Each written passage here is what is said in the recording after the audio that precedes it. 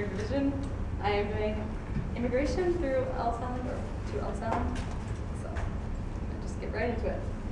Hello class, I am Professor Radatz. Today we are going to be talking about immigration through Ellis Island. This is a very important part of our country's history. In the late 1800s, the federal government of the United States had very little control over the amount of immigrants coming into the country. On January 1st, 1892, Ellis Island opened as the first formal immigration station. However, medical inspections were very harsh and the conditions at Ellis Island were not ideal.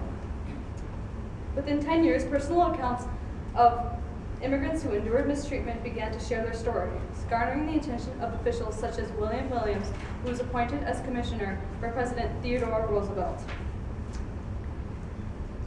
Mr. Williams realized that immediate change was necessary after becoming aware of the conditions at Ellis Island. The stories of immigrants and men like William Williams set the precedent for various legal reforms over the previously unregulated system.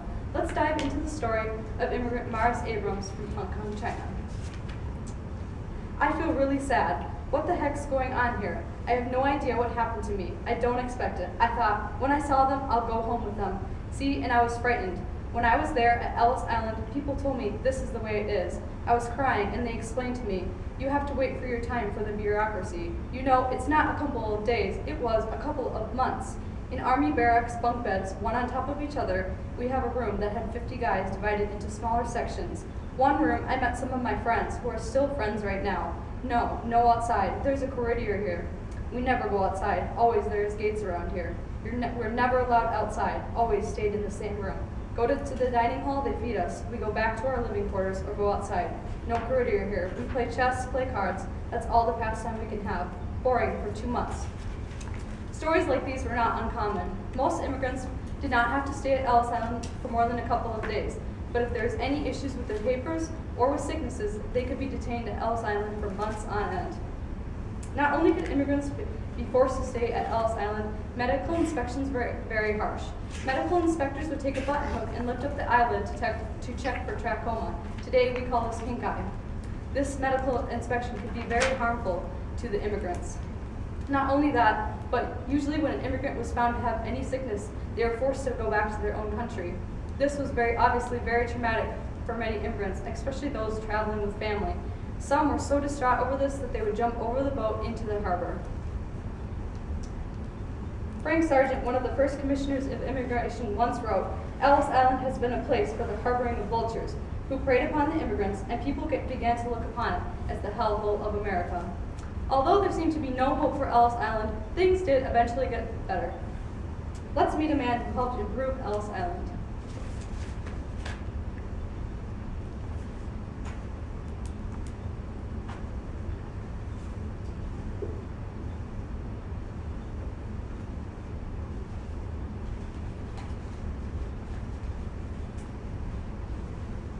Hello class, my name is William Williams.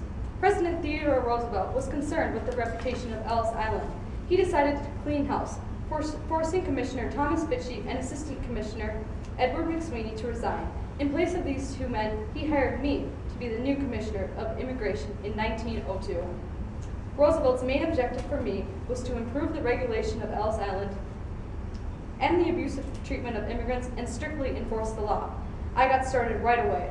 I helped advocate for the passing of the Immigration Act of 1903. It regulated the types of people that were allowed to come into the country. Many immigrants underwent harsh conditions and treatments at Ellis Island, such as 10-year-old Faye Linsky, who describes her experience as frightening. I don't remember the boat or where we left from, but I remember we went steerage way down, and I must have been very sick. Everyone puking down there, and I contracted the measles on the boat. So when we landed at Ellis Island, I was separated from my mother. They took me to the hospital where they kept those that were detained, and it was very frightening. I didn't know the language, and I didn't know what happened to my mother. They didn't allow me to see her for some reason. I was isolated, and she couldn't come to me. But my father came to visit me as soon as he heard I was there. Stories like these really helped me realize what needed to be done in order to improve conditions at Ellis Island. The first thing I did was eliminate many corrupt workers and practices. I knew that this was an issue at Ellis Island. Some workers demanded money in exchange for fraudulent naturalization papers. These papers helped immigrants bypass the medical inspections. This was a major concern for me because the whole point of these inspections were to make sure that no disease was further coming into this country. I had some of my most trusted colleagues and friends go undercover as immigrants to see which medical inspectors were doing these things. Once I found out which inspectors were doing these illegal practices, I fired them right away. I put up signs throughout Ellis Island stating that all immigrants should be treated with respect and decency. I believe that no matter where you came from, you should always be treated with respect. I also noticed that the appearance of Ellis Island was not very welcoming to immigrants coming into the country. In response to this, I put up shrubs and grass and awnings to make it to give it a more welcoming feel. Being commissioner was not always an easy job. Not everyone agreed with the way I was doing things because I was one who favored very strict immigration laws. I was under a lot of scrutiny from the foreign national papers in New York, politicians, and the public. These people did not support the way I was doing things. They thought I was too strict. I merely believed that not everyone was fit to live in the United States. In a report to the general public, I tried to explain myself. I wrote this: I must nevertheless ask you to face the inevitable pain of passing from a habitual and concentrated to a new and wider point of view, not to the extent of believing that selection of immigration is good, but to the extent of seeing that the problem of selection is a proper one to be considered. People did not understand that the immigration process was very important, and that meant that there needed to be strict laws put in place. In response to this, I resigned as commissioner in 1905. However, this was not the end to my role as commissioner. In 1909, I was requested to come back. I accepted this position. People realized that that without strict rules set in place, immigration was going to be hard to regulate. When I came back as Commissioner of Immigration, I continued to better the immigration system. Fines were put in place for anyone who did not adhere to the rules set in place, and I required every immigrant coming onto the island to have $25 and a bus ticket to his or her final destination, which gave each new arrival a plan after passing through Ellis Island.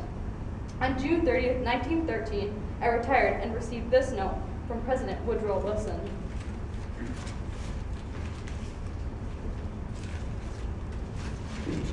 I wish to express my appreciation of your conscientious and peculiarly intelligent service in handling one of the most onerous positions in the government service. Sincerely yours, Woodrow Wilson. Overall, I helped improve the regulation of immigration and set a precedent for future regulations.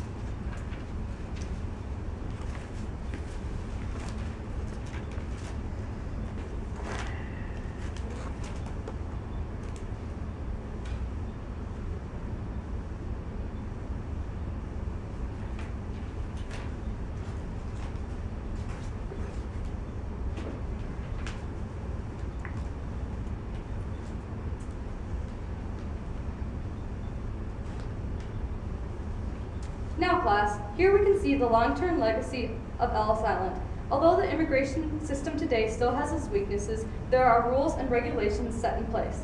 When immigrants told their stories, they brought awareness to the government. Once William Williams came into power, he set a precedent to regulate immigration by setting up a system of rules and reforms. We can see the effect of that today.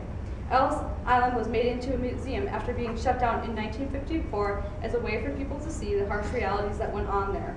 Using this chart, we can also see that after Mr. Williams' resignation, immigration began to decrease in the United States. This was due to the laws and regulations that were set in place in order to regulate the types of immigrants that were allowed into the country.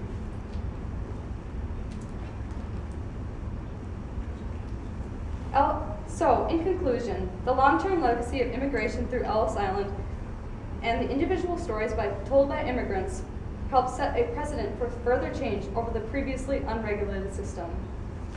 Thank you.